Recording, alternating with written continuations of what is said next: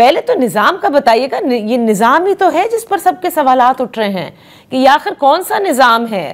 یہ ہائیبرڈ نظام جو پہلا تھا اس سے تھوڑا ایک سٹیپ آگے ہے، ہائیبرڈ پرو میکس بہت لوگ کہتے ہیں کہ یہ تو وہ بن چکا ہے جس میں سیاسی جماعتیں یوں لگتا ہے کہ بس اب they have really conceded اور ان کو لگتا ہے کہ یہی نظام رہے گا، بس چہرے بدلتے جائیں گے. آپ کیا کہیں گے خرم دستگیر صاحب؟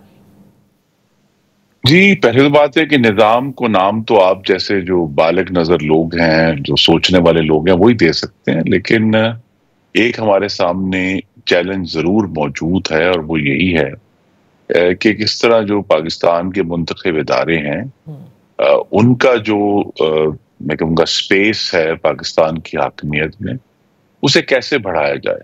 اور وہاں میری اپنی ذاتی رائے ہے، یہ کوئی پارٹی کی رائے نہیں ہے، کہ پنجرے کا دروازہ ہمیشہ کھلا ہوا، اور کوئی آج بھی جہاں بڑا آسان ہے کہ جی ہم پاکستان کے جو مقتدرہ ہے اس کے اوپر بلیم ڈال دیں. بہت ایسے ہم کہہ سکتے ہیں ریجنز آف گورننس ہیں جہاں اگر کوئی سویلین حکومت چاہے تو بہت بڑا ریفارم آ سکتا ہے. خاص طور پہ صوبائی حکومتوں میں تو بہت بڑا سپیس ہے، بالکل تعلیم کے حوالے سے، صحت کے حوالے سے، پولیسنگ کے حوالے سے، انفراسٹرکچر کے حوالے سے بہت سپیس ہے کہ اگر وہ چاہیں ان سارے معاملات میں ایک ریڈیکل تبدیلی لے کر آئیں تو یہ آ سکتی ہے، اور اس میں کوئی رکاوٹ نہیں ہے.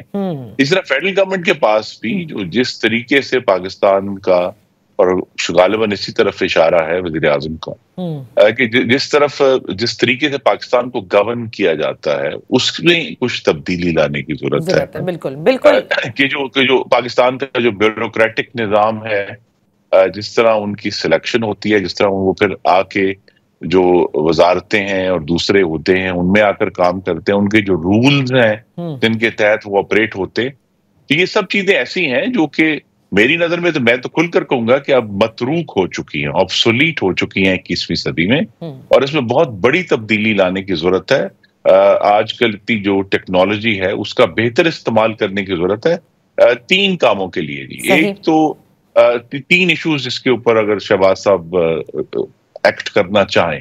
نمبر 1، ٹیکنالوجی کا استعمال کرنا ہے شفافیت لانے کے لیے حکومت کے معاملات. جی دوسرا جو انہوں نے کام کرنا ہے وہ ہر لیول کے اوپر کمپٹیشن لے کر آنا ہے. یہ تھوڑا سا مشکل کام ہے لیکن یہ لے کر آنا ہے کہ جہاں سرکار اپنا پیسہ خرچ کر رہی ہے یا جو سرکار چیزیں بیچ رہی ہے یا خرید رہی ہے، وہاں اس کو کمپٹیشن لے کر آنا ہے. اور وہ یہ جڑا ہوا ہے اس ٹرانسپیرنسی کے ساتھ جس کا میں چاہوں گا کہ وہ سب سے اہم بات ہے.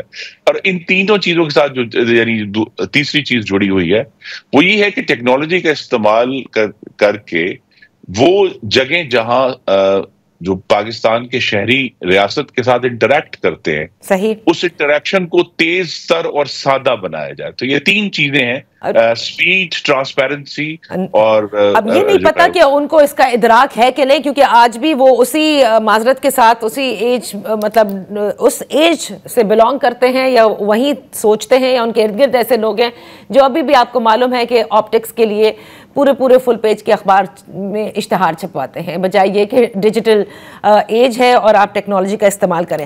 لیکن جس اصلاحات کا میں ذکر کر رہے ہیں یا شہباز شریف صاحب بھی کر رہے ہیں، معذرت کے ساتھ اس حکومت نے 1 سال مکمل کرنے کے بعد اسے چاہیے تھا سخت فیصلے لیتے.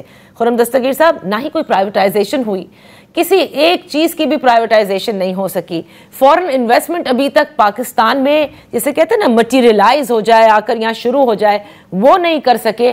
البتہ یہ تنقید ضرور ہے کہ 188% آپ اپنی تنخواہیں بڑھائیں. سو یہ سب آپ اس کو کس طرح سے دیکھ رہے ہیں؟ جی، میرے خیال میں وہ جو تنقید ہے یہ تنخواہوں کے اوپر، یہ ایک انگریزی میں کہتے ہیں ریڈ ہیرنگ ہے. ایک ایسی چیز ہے جو ہمیں اصل فوکس سے ہٹا دیتی ہے کہ جی وزراء کی تنخواہیں جتنی بھی ہوں، وہ میں چونکہ خود بھی وہاں رہ چکا ہوں، اگر وزیر اپنا کام کر رہا ہے جو کہ اصل کام ہے اس نے نگرانی کرنی ہے. منسٹر مینیجر نہیں ہے، وہ نگرانی کرنے والا ہے. منسٹر کیئر کرنے والے کو، خیال رکھنے والے کو وزیر کہتے ہیں. تو لہٰذا وہ اگر اپنا کام کر رہے ہیں تو تنخواہیں تو کوئی ایشو نہیں ہے. اصل ایشو یہی ہے کہ جو اس کی طرف آپ نے اشارہ کیا کہ اگر پرائیویٹائزیشن جو ہے وہ مٹیریلائز نہیں ہوئی اور اس میں رکاوٹیں ہیں، تو پھر اس کا یہی مطلب ہے کہ ان تینوں چیزوں کی کمی ہے. کمپٹیشن کی بھی کمی ہوئی ہے، ٹرانسپیرنسی کی کمی ہوئی ہے، اور ٹیکنالوجی ٹو فیسیلیٹیٹ اس کی کمی ہوئی.